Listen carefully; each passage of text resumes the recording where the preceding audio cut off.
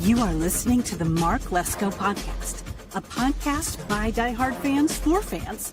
Mark covers all things Penn State football and the Pittsburgh Steelers, as well as anything related to the sports and fitness world. Tune in weekly to listen to a couple of dedicated fans talk about these topics without filters. Thank you for listening to the Mark Lesko podcast.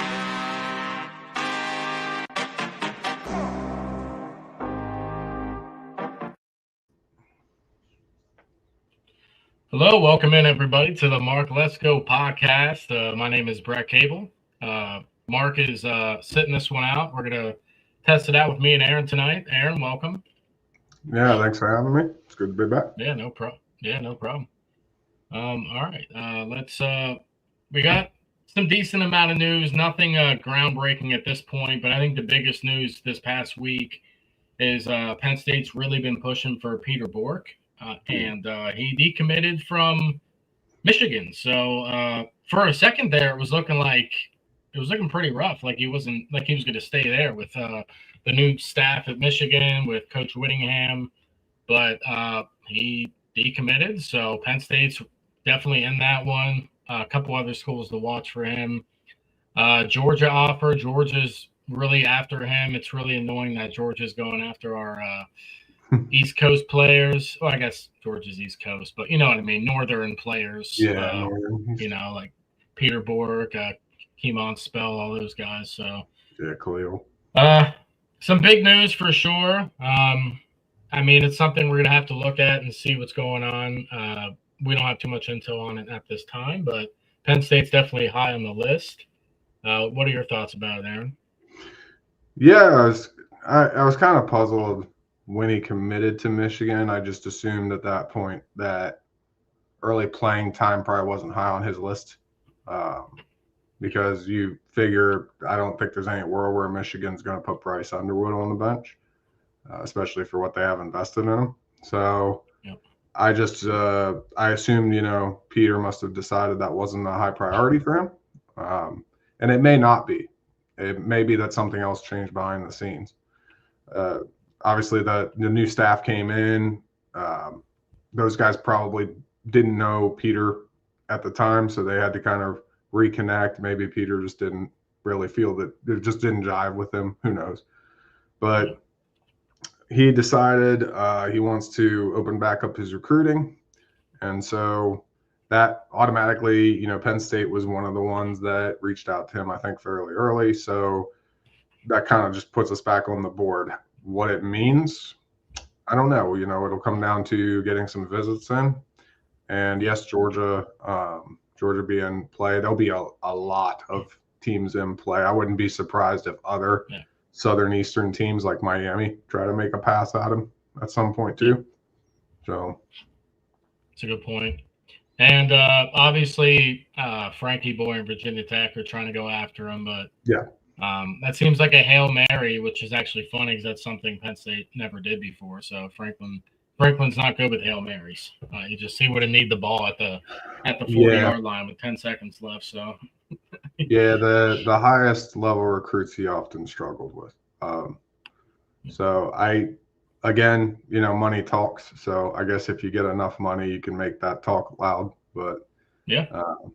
But I know if I'm a young quarterback coming up, I probably wouldn't love the track record on that particular staff.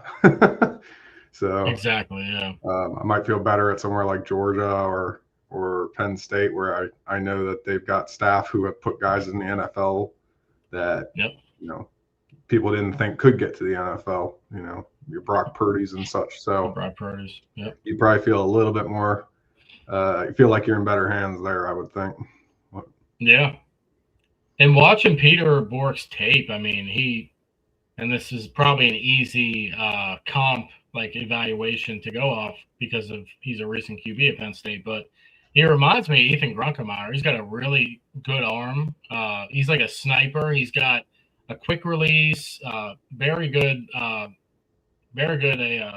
accuracy, Mm-hmm. And he just looks like a really smart player for his age. So And he's bigger than Grom too. He's 6'4" now. So yeah, I think he's 6'4".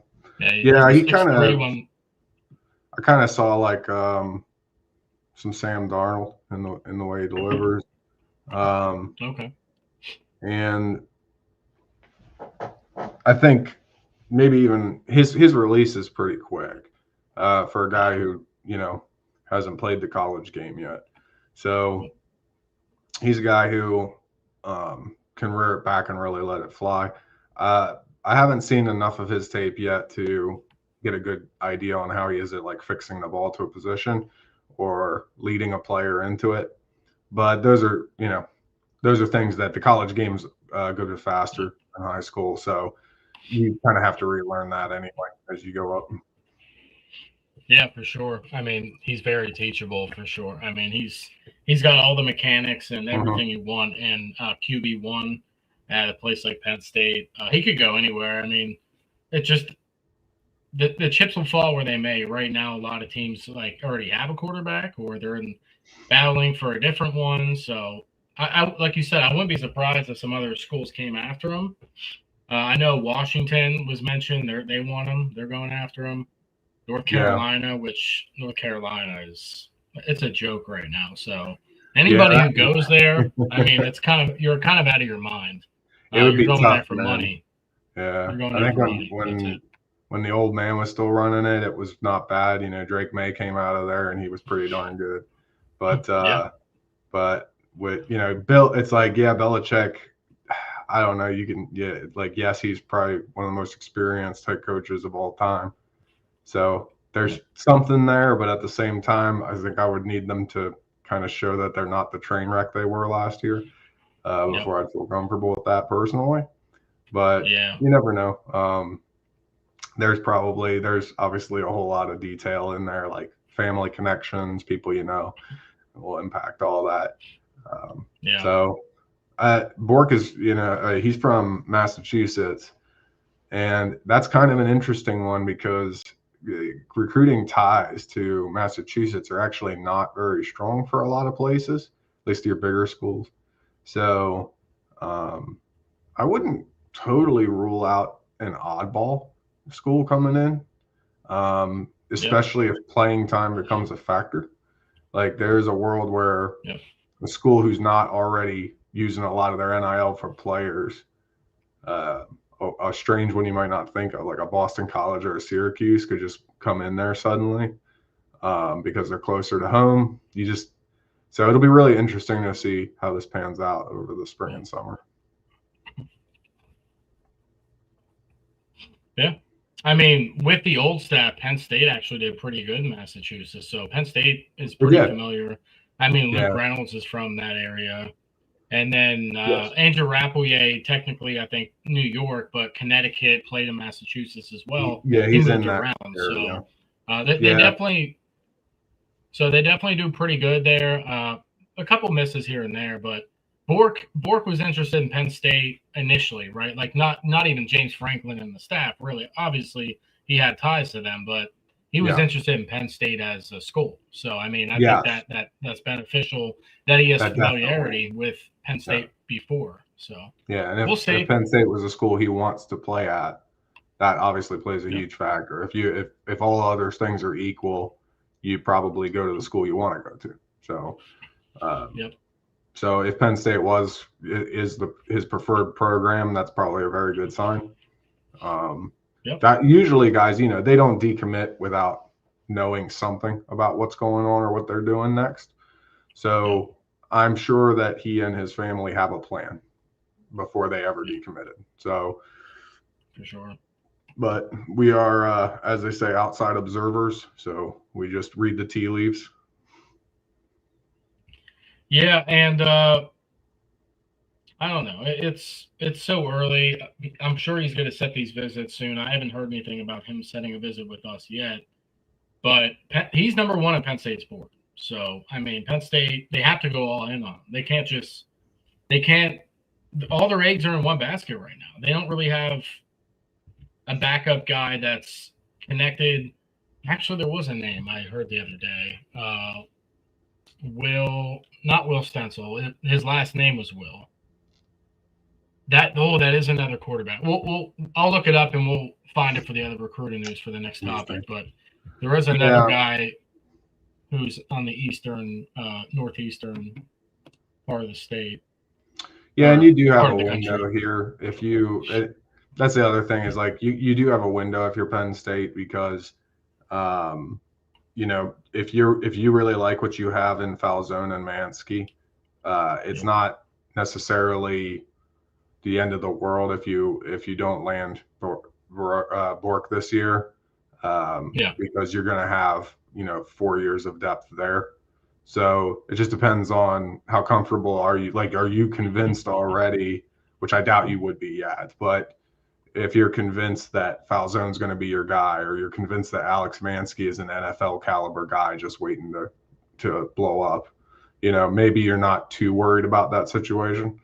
And then in that case, what are you prioritizing? I imagine wide receiver would be prioritization for good reason, but which they do seem to be prioritizing, and they're certainly making a push for a lot of guys. I was pretty surprised when they actually tried to get a reopen on the kid that went to Miles Gash. When they tried to get reopened on him, I was actually surprised by that because now he ended up going to the Spartans, but the fact that they actually made a push for him tells me that they're knocking on every door. So,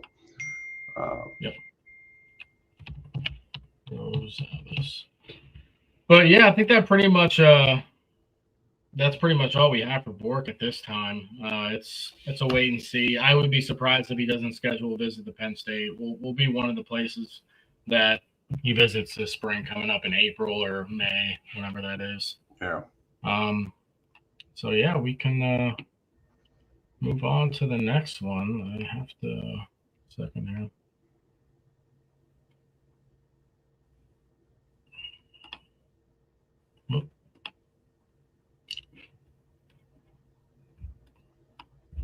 Please show me how to move it to the next topic here. Sorry guys, I'm new to the StreamYard here, so other recruiting news though. We'll just go into it. We'll figure it out. He can switch it if he jumps in here. Yeah, speaking of visits, right? There's a lot of visits coming up. So I got a couple different slides here. March 28th is the earliest one I see right now for a wide receiver out of Ohio. So Chaz Rosillas? Yeah, Rosillas. Apologies if we get your name wrong there. I haven't really. There we go. I haven't really looked him up yet, but let's take a look. I didn't know a lot about him, no. I've heard the name once in a while, but let's see. Rosillas. There we go. I believe he's currently a 3-star from 1-3 and 247 right now. 6'2". Oh wait, he's 2028. He is a 2028 kid, I think. Yeah. 2028 commit. Okay. Yep. April 11th, we got Roman Combs. He's another Ohio guy because Matt Campbell has Ohio roots, guys. He coached at Toledo, and he's from Ohio technically. So, he's a cornerback. April 11th, Roman Combs. April 17th, we have a safety, Malachi. Oh no, not a safety. Wait. This is the California guy that yeah, I know. You're Malachi Tofu. Yeah, it's Malachi. How do you pronounce it? I'm trying to remember. These spellings, man, these are. Yeah, it's tougher every year, right? Especially I get older and my pronunciations get worse. But no, he is a safety. Yeah, he is a safety. Okay. I was gonna say I think He's a 4-star safety out of California. Big dude, 6'2", 200 pounds already. So, I mean, that's a big guy. He's a big safety, yeah. Yeah, and I believe later in the spring, being in high school, and I think Rico Jackson is also going to be visiting us later in the spring. That's another safety. Nice. I think, yeah, and then right now.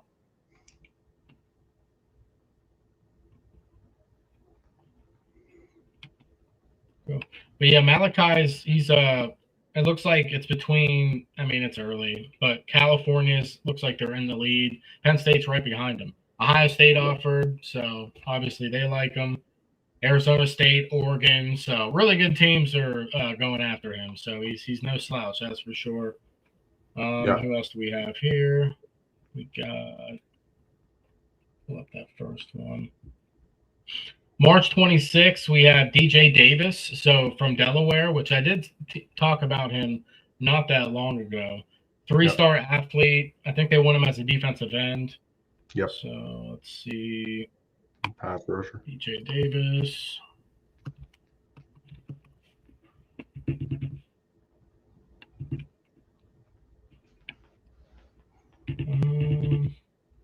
April 16th, we got Dylan Littell, another guy from Ohio.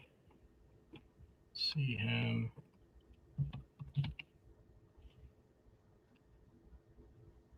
Dylan Littell. I might as well just start sharing it so you can see it. I'll just do that.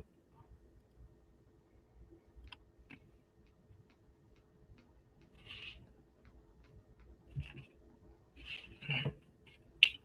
All right, so we're going to do this here. Oops. All right. 7.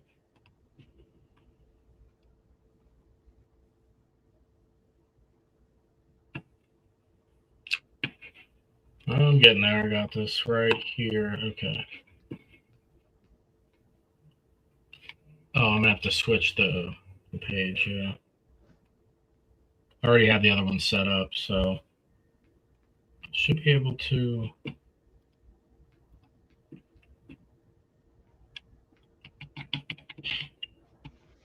April 25th, we got a 4-star edge, Cam Toomey, from New York. Yep.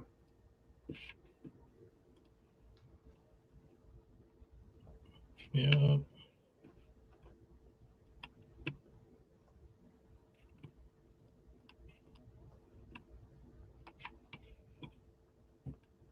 June 12th to the 14th, we have Johnny One from California. I don't know if he's related to Vega. 4-star defensive lineman. That I don't know. Yeah. Let me look here.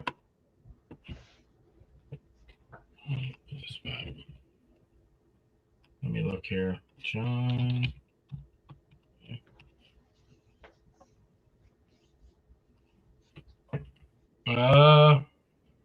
Very well looks like he could be.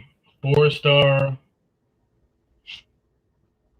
180th in the nation. Looks like USC is in the lead right now, but Washington and Penn State are in there. UCLA, Texas Tech. 6'3", 280 already, so he's a big kid for sure. For 2027 class, got plenty of time to grow and get bigger. London Hampton from Michigan. We're working on scheduling him. He's an athlete. Yeah. London Hampton. There's a laundry list for this summer. There's a lot of guys. Yeah. Case Alexander, Davis Seaman, Tyseer Young. I think Slaggle's coming back for another visit in the summer. Keyshawn Telfair will also be visiting in the summer. And Marcus Ficato will also be visiting probably sometime in the June timeframe. So, and since we met last, though, Cooper Terwillinger actually got a prediction to go here. So tight end, top 10 tight end. Yeah, that's a guy that I was watching. He's a big He's tight from, end, promising guy. A lot of guys from the Midwest, and you can kind of see that Campbell he's working. They say they're going to recruit nationally. They're recruiting nationally. So yeah.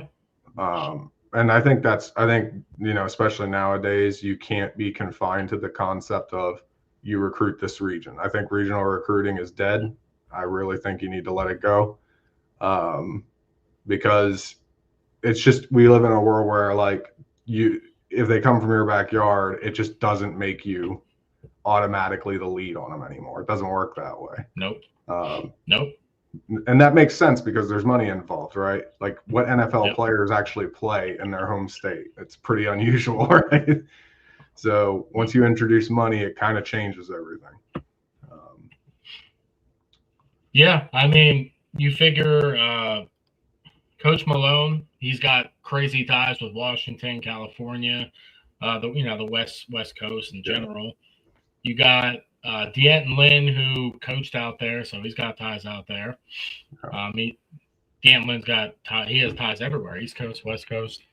And then I was on with Mark the other day. I don't know if you saw on how we already have Savon Huggins for North Jersey. Now we got Kashif, or the new wide receiver coach, Kashif, for South Jersey. So we got Jersey covered. Pennsylvania, some schools it's going to take some time for Matt Campbell to get implemented, but you got Terry Smith for Western PA, right? Yeah. It's the Philly area that is the hardest to recruit because Ohio State goes after a lot of Philly guys, and they end up getting a lot of them. Jeremiah Smith, all those type of guys. So and that's a once we can lock down, means nothing, because you look at Philly. If you go to Philly, everybody who's a college football fan in Philly is a Penn State fan. It's almost universal there. It's actually more universal than where I live, and I live closer to Penn State. And the irony is, like, in spite of that, it's actually one of the harder places for recruiting. So it's just kind of how things are. But it's weird. Mm-hmm. They got to have a breakthrough, man, with this new staff, and I think they can. And you're not going to get every guy from Pennsylvania, from Eastern Pennsylvania, from Virginia, like the DMV area. The DMV area is very hard. It's hard to get guys out of certain schools. They have a lot of talent that likes to go to Ohio State. Even Notre Dame gets some of those guys too. So it's tough. Notre Dame is always a problem because they exploit their Catholic school ties, right? So anytime, and I always say, like, anytime I see a guy, almost every single guy, if you look at them, if they went to a Catholic school, Notre Dame will be on their board somewhere. It's just automatic for whatever reason. It's Notre Dame. Yeah, I don't know who Notre Dame is. Sorry, I apologize. Like I said, my pronunciation's off today. But it just made me laugh because, if you look, it is almost universally true. It always made me laugh looking at the boards and seeing that and almost any time I see a player at a Catholic school, I'm just waiting for Notre Dame to pop up, right? So, a couple other guys. So they do have some receivers in the pipeline, or trying to get them in the pipeline, obviously. March 28th, Isaiah Alvarez out of New Jersey. So, like I said, I think we'll get more New Jersey bodies on the roster than we did before, because that's where we really struggle. We have a couple, but not a lot. So, safety, Zavon Miller. So, Zavon Miller, March 31st is coming. April 3rd to the 5th, we got running back Aiden Gibson out of South Carolina. So that's cool. I do remember Aiden Gibson. We brought him up. I think you brought him up. He's a promising young guy. Yeah. Yep. So I wouldn't be surprised if he creeps into 4-star over the next 6 to 8 months. He's interested in Penn State, man. That's awesome. A big one, Mekhi Brown out of Connecticut, 4-star defensive end. So defensive end, see a big body? Let's see here. Brown. See how big he is. Because they like the long guys, 6'6", dude. Yeah, tall dude. They like these 6'6", 235 already. I remember we looked him up. He's a 92 rating, guys. 70th nationally. The number 7 edge, number 1 player in his state. Right now, it looks like, I mean, everybody wants him, obviously. Florida, Ohio State, Texas A&M. But he wants to stay close to home because he's got Rutgers and Penn State in the league right now. So he looks like he's a Josh Sweat type. He's that long, hard to get around defensive end on the edge. And they seem to like that. I agree with it 100%. I know several NFL teams who used that type of edge rush to great effect. So I like it because it just makes it very tough in the age of mobile quarterbacks. You'd be surprised what, like, just that guy who's 3 inches taller on the defensive end, he's just that hard to get around. Like, it just makes it tougher for that quarterback to get away. Because he just eats up extra space, right? So a lot of teams are starting to really motivate that direction. It's you kind of see it with that trend too of defensive tackles being more of your bull rushers, your Jalen Carter types and things, where they're the ones that are actually applying pressure most of the time, and your defensive ends are really just are containing, right? And those mobile quarterbacks, that tends to make it tough for them because they can't get out. They usually try to escape left or right. Almost every one of them will do it. And if they can't get left or right, then they just get eaten up by that center, that defensive tackle who came busting through. And a lot of teams, the Seahawks this year, use that to great effect. The Eagles, the year prior, both the last Super Bowl teams use that to great effect. So it's definitely a tendency you're starting to see in defensive line play. I like the idea. It makes a lot of sense. Yeah. I haven't watched Mekhi Brown's tape yet, but if he plays anything like our boy, the guy we just got, 6'6", McPherson. No, high school from Ford. Reader. Jackson Ford. No, yeah. Like Reader. If he plays anything Elijah Reader. If he plays anything like Elijah Reader, then I'm gonna be excited if we can get him. So. Same length. He is. Yeah. We're getting some 6'6", 6'5", tall, lengthy, just quick off the edge guys, man. So and they have the long arms to be able to bull rush too, like you said. So they do. I mean, that's something McPherson is hopefully going to be able to implement this year. I mean, he showed some promise in his freshman year. So yeah, I'm looking forward to seeing him. Yep. April 4th, we got defensive end Carter Blattner coming to campus. So 3-star from New Jersey. So I'll have to take a look at him. There's so many guys on the board, guys. Like, we're still learning about a lot of them. The ones that we have like crystal ball for us right now, those are the ones we know the most about, especially me. Those are the ones I've been following a while. Some of these guys they've been on the board for Matt Campbell and the staff for a while, but we're just learning. Yeah, we're just hearing about it now. So they've only been on the public information wire for like a week. So a lot of these are new guys, which makes sense because once the class slipped and Franklin was gone, you're going to get not a whole new class, but you're going to get a lot of new faces as the new staff builds their own book of who they're going after. So I did see, too, that we're still not out of Jimmy Callis. Apparently he still says that we're on his list. So they may be making some waves there. And I do think, like, typically nowadays when a player says that you're on their list, it's probably negotiating money from that point. A lot of times it comes down to who negotiates the most money or the best overall situation for them, and then that's the one who's going to get it. It's kind of where I'm at with it. Yep. But I got it. I did it. There, Mekhi Brown. It out, guys. Well, we had it on a different tab, so I'm going to have to take it off and then do it again. So it's a little confusing, but there's Mekhi Brown. Yeah. As you can see, the guy, he eats good at home. So he eats good. 235 at his age is pretty insane to be 6'6". That's pretty wild. Yeah, 6'6", 235. Yep. So take a look at.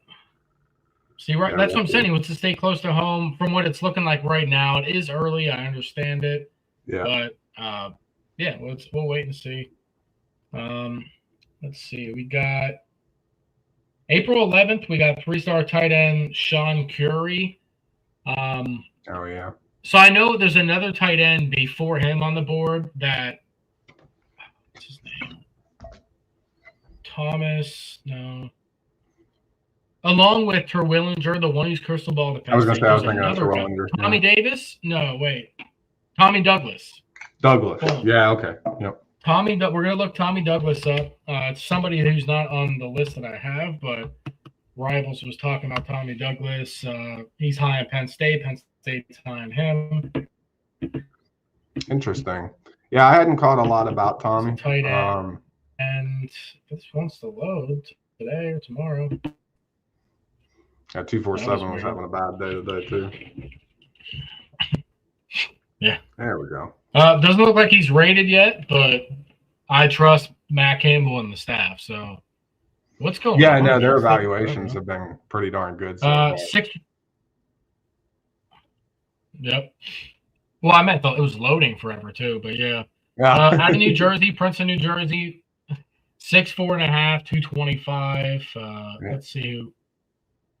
I mean, look who's offered, guys. Alabama, Nebraska, Rutgers. If Alabama offered, he's legit. Interesting. So, Penn State, it looks like he's high. Yep. Also, a little bit of interesting information. If you scroll up on here, you're going to see that he is a member of Rivals. He's an elite member, which means this information is probably very accurate because he can actually come here and adjust it. So, okay. Whenever you see that, that's a sign that what you're seeing down there is probably very true. So, yep. Got Tommy Douglas on here. So that's a guy to look out for. I wouldn't be surprised if those would be our 2 tight ends for 2027 with Terwillinger and Douglas. So, 2 big guys. 6'4.5" is a fine height. He can still grow too. He can still grow another inch. So. Yeah, and we talk about the size of the tight ends, and they seem to like the taller, big guys, but I don't know that that's necessarily their push point. It may be more physicality than anything, right? So when they review, might be tape, want him for a blocker. Yep. Yeah, they might see they might look at the physicality and how aggressive he plays, and that may be their guiding light. And it just happens that big guy's a lot. But maybe it's not really a hard, fast thing that they're playing by. So, Samaje Robinson, yep. Yeah. Yeah, that's a Florida pickup that would be nice. Samaje, is that how you say it, Samaje? It's probably Samaje, yeah. Again, ignore my German pronunciation. Fort Lauderdale, yep. Yeah. 6'3", man, tall corner. 6'3", 180. They don't have much info on him yet, but Terry Smith. But Penn State, we got Auburn, Louisville, Syracuse, some good offers. Yeah. Yeah. It makes sense that Auburn offered because the South Florida coach, what's his name, went to Auburn. So that's right. Yep. That makes sense because he's got Florida connections. He went to Auburn, so that makes sense. Yeah, he might have been on USF's board before. So. Yeah. All right, we got. Let's see where we're at here. Let's look up Isaiah Alvarez. I brought him up. He's from New Jersey. I'm going to look him up. Yeah, Alvarez. We've never had an Alvarez, so that'd be cool. That's a pretty popular last name. So did we have? I feel like we had an offensive lineman. Right? I feel like we had an offensive lineman a long time ago named Alvarez. Oh yeah, maybe before I was really in the deep Penn State stuff. Yeah, this would probably. I think this is right now. Yeah, from Ramsey, New Jersey. Penn State, Rutgers, Temple, Nebraska, Syracuse. So, I mean, he's got some offers. Check what else he has. And remember, guys, Matt Campbell and his staff finds diamonds in the rough that rise later in the cycle. So this guy has plenty of time. Right now he's an 85, which is fine. He has plenty of time to get up to like an 88 or, 87, 89. You never know. So Pittsburgh offered, Illinois, Indiana offered. If Indiana offered, that's a different breed right now. So Washington, these are some good offers, yeah. Duke, Maryland. Maryland always has good receivers. West Virginia. That's something I envy about Maryland. Maryland has a dog every year at receiver, but their team just sucks. So. Well, there's various reasons for that. Some good offers, Yeah, Isaiah Alvarez. The Alvarez I was thinking of, he was actually a men's rugby player, Christian Alvarez. Oh, okay. Oh, from a previous player. Yeah, it was like 2017 or 18, I think. Yep. Running back Gary Walker from Georgia? Okay. I haven't heard of him yet, so let's look him up. Have you? Walker? No. Gary Walker, 3-star running back out of Georgia. He's coming on a visit in June. So a later visit, but let's see.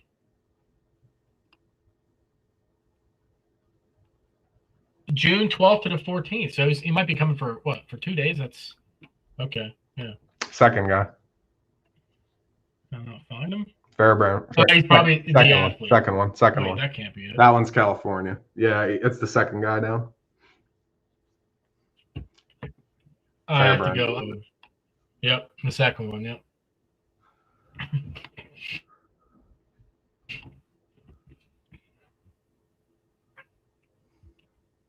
Loading. Yeah. It's going to be interesting. See how slow it's going? Here we go. Yep. Yeah, him. There you go. Yeah, Fairburn, Georgia. Ranked yet, but players come out of Fairburn. Player either here or wherever he goes next, but he's also a Rivals member. He kind of looks like Cam Wallace, actually. Yeah. Jeremy said he kind of looks like Cam Wallace a little bit. Yeah. We got Florida State, Virginia Tech, Stanford, Penn State, Wisconsin. If Stanford's offering, and maybe he's smart. We'll see. Yeah, Wisconsin, Florida State's interesting. What else we got? Claim profile. I have a profile. I should have just logged in. I'm on here. I haven't logged in on this computer. It's on my phone, so. Yeah. What the heck? Okay. It just rolled down. So Gary Walker, something to take a look at. Savon Huggins likes him.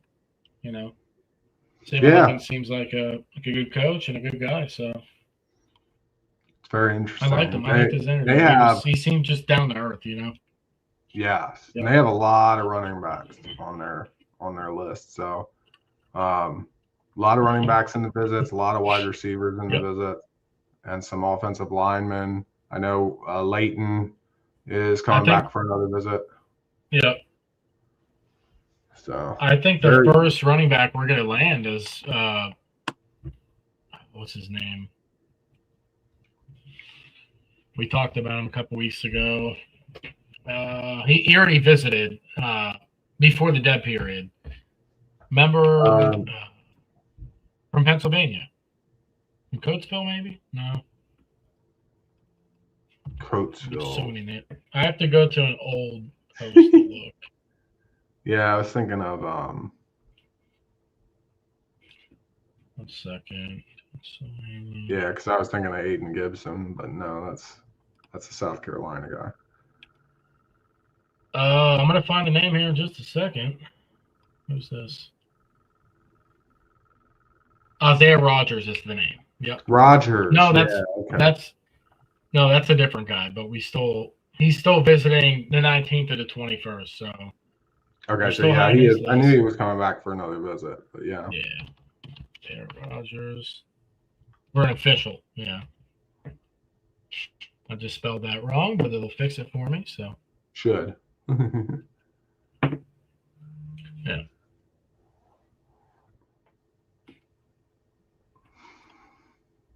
This is the one from Massachusetts, Springfield. Yep. Okay. Which my company's opening. We're opening a treatment center in Springfield pretty soon, I think. So. Oh. Okay.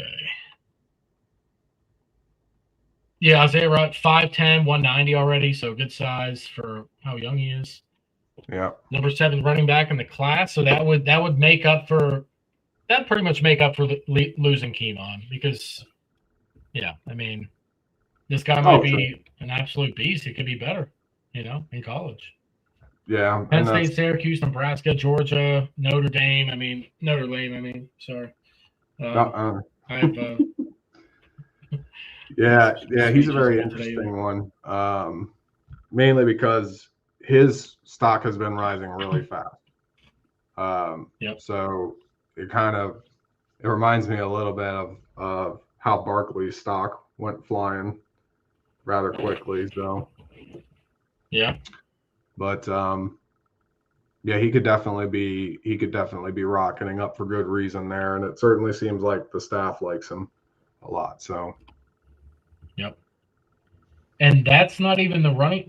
I'm trying to find the running back right now. There's so many names. The other running back that visited before the dead period. I'm gonna find it. It's driving me crazy. At this point, it doesn't matter, but I need to find it. So you're gonna know the name Morrison. That's it. I didn't even find it. Oh, okay. Calvin? Yeah. Calvin Morrison? Yeah, I believe that's it. Right? That's the one that I think Penn State will land easy. It'll just be here, Heritage, PA. That's where it was. Yeah. Which I still don't know where that's at. Do you? Oh, I was there once. Heritage, PA. Yeah. This is the one that Philadelphia. 5'11", 185. He might not be rated right now, but look who offered, guys. Look who offered. Oh, this guy's legit.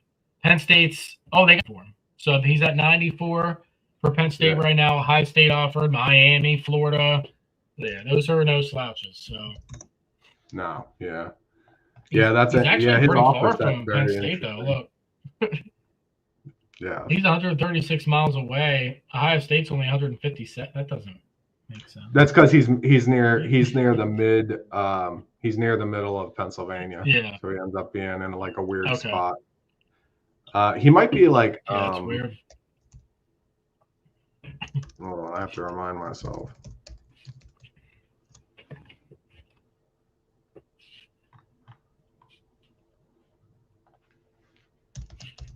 I don't remember. Is that over near? Yeah. Okay. What county is that? Yeah. See, I'm better with counties. I got a map. It's right north of Youngstown, so it's right on the border with Ohio. It's so. Oh, okay. That makes that's sense. what I mean. He's basically halfway between Columbus and whatchamacallit. I was going to say. Looks like he's almost locked in. So.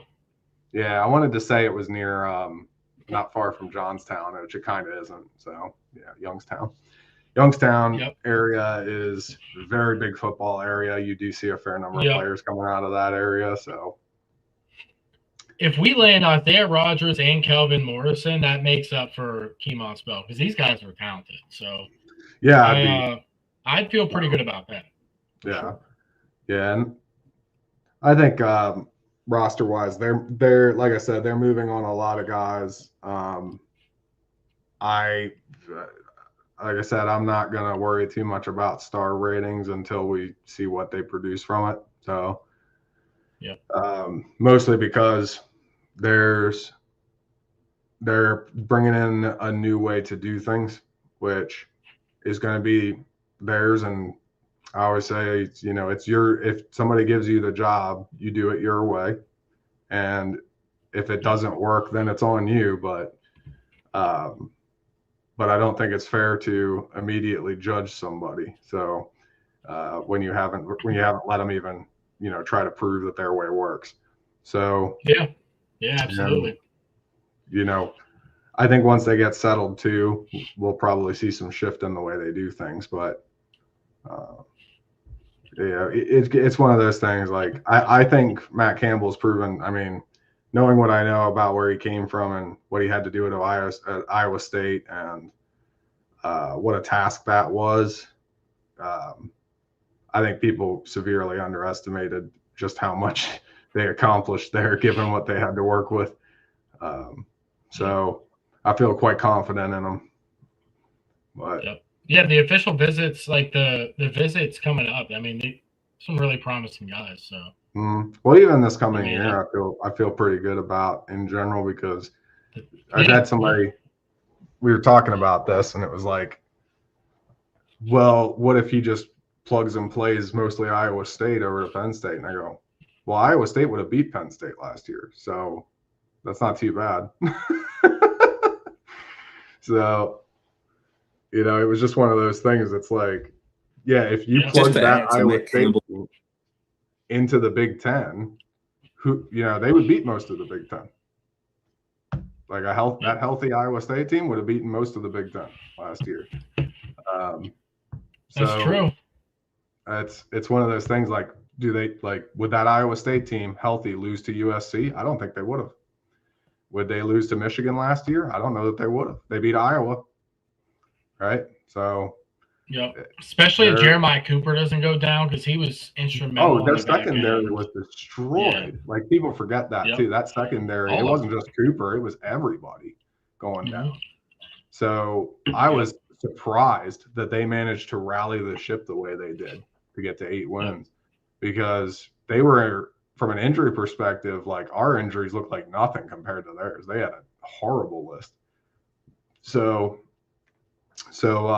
bringing them in and then combining them with some of the talent we already had, which we had, an advantage in the physical talent here. I think that's just, when people are like, oh, well, you guys just transplanted a bunch of their guys. And I'm like, yeah, that works. Like, that sounds pretty good to me. But for sure. But it'll be interesting to see, that knockdown, drag out, knuckle dragging fight that they had in Iowa State. Bring that mentality with you. And you're going to need that when you play in the Big Ten. That's the exact attitude you need to go with.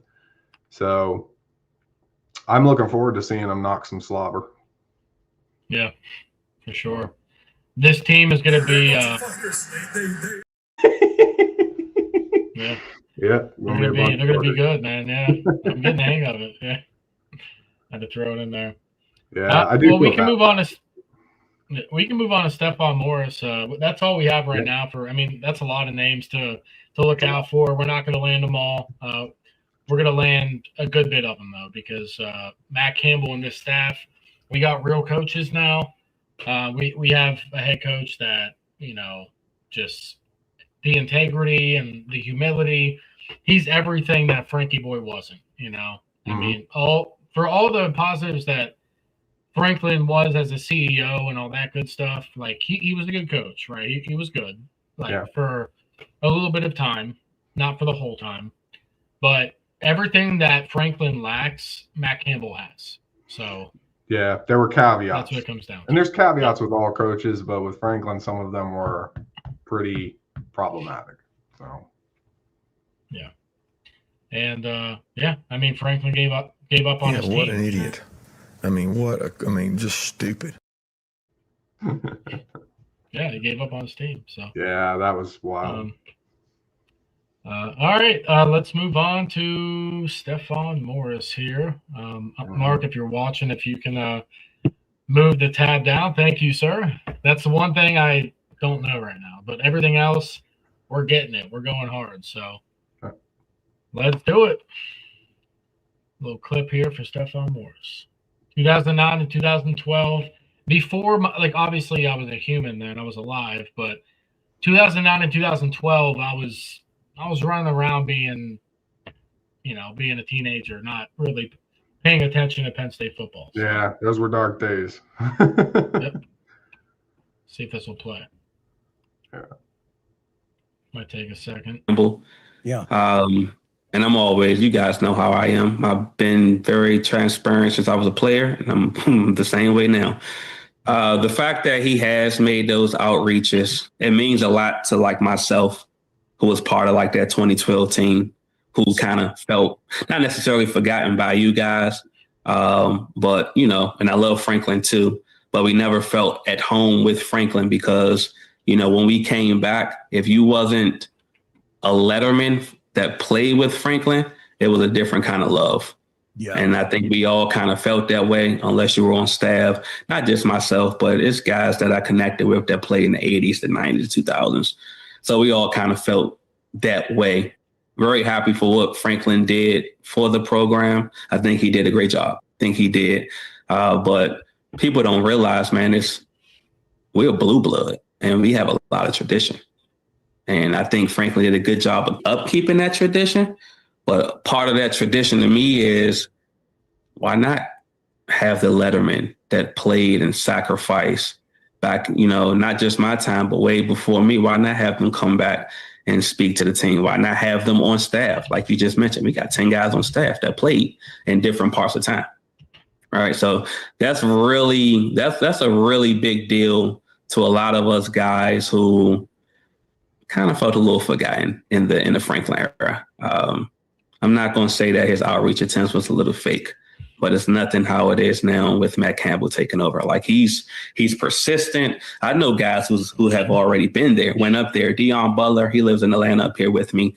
We hang out pretty often. He just went to State College roughly about 2 or 3 weeks ago, and he had nothing but great things to rave about. And he just said it felt so sincere with meeting Campbell and what they wanted to do with the letterman and how they wanted us to be on campus. And, you know, we can watch the team work out. We can come in practice. We don't have to go to all of these different hoops and holes. And that was good to hear. So I don't want to take anything away from Franklin. I felt like he did a phenomenal job. But man, you can't erase the past players. And I think Matt Campbell's doing a phenomenal job at the moment of just keeping us in the loop, because he really don't have to, but keeping us in the loop and support the brotherhood already. Just to add to Matt Campbell. You can hear it, right, Aaron? Yep. Aaron? You can hear it? Okay. Well, Yeah. Because he said he can hear it. I didn't know if it was a typo when he meant can't hear it. You know what I'm saying? No, you're so good. That's why.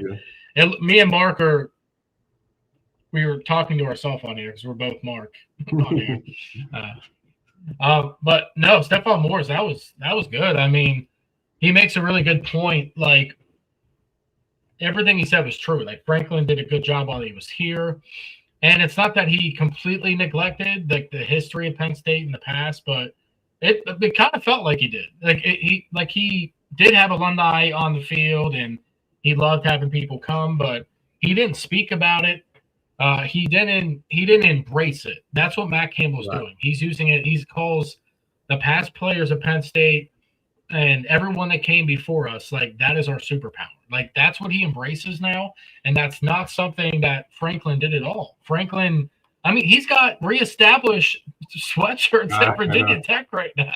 That took all the time. Reestablished. Like, it's a new Virginia dude. They had Frank Beamer. What are you talking about? Shut your mouth. You know, just shut up.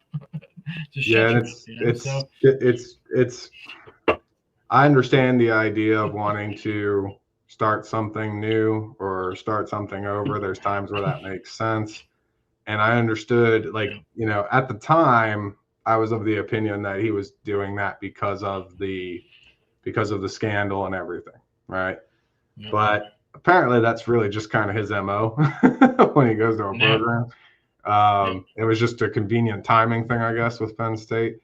But the thing that always bothered me about it was, it's not even that, oh, we have to respect our elders or whatever.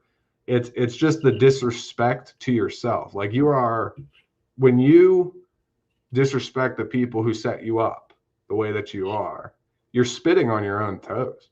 Like, that's what you're doing. And so it's one of those things that's like, why would you downplay Frank Beamer?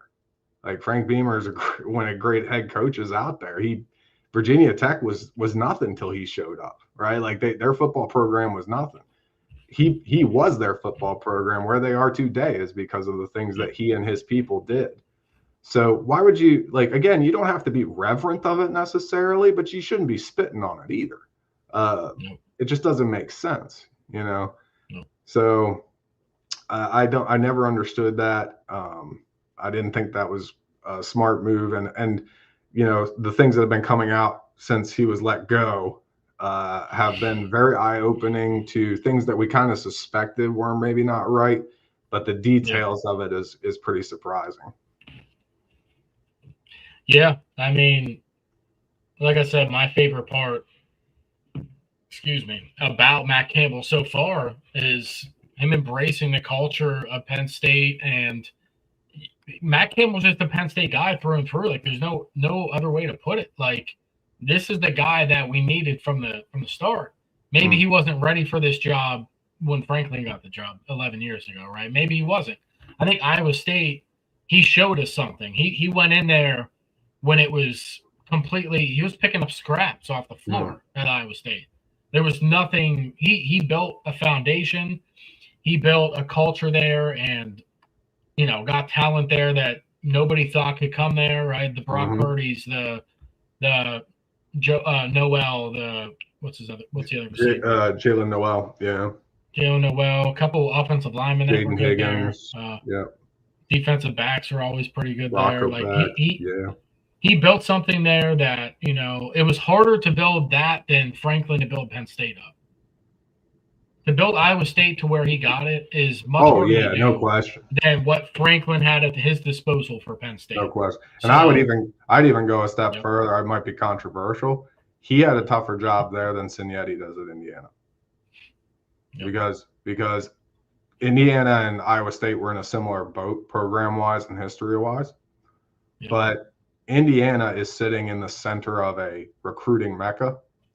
And Indiana had money and the largest alumni base in the entire sport to work with. Like there were doors there, right? And then on top of that, you've got Mark Cuban.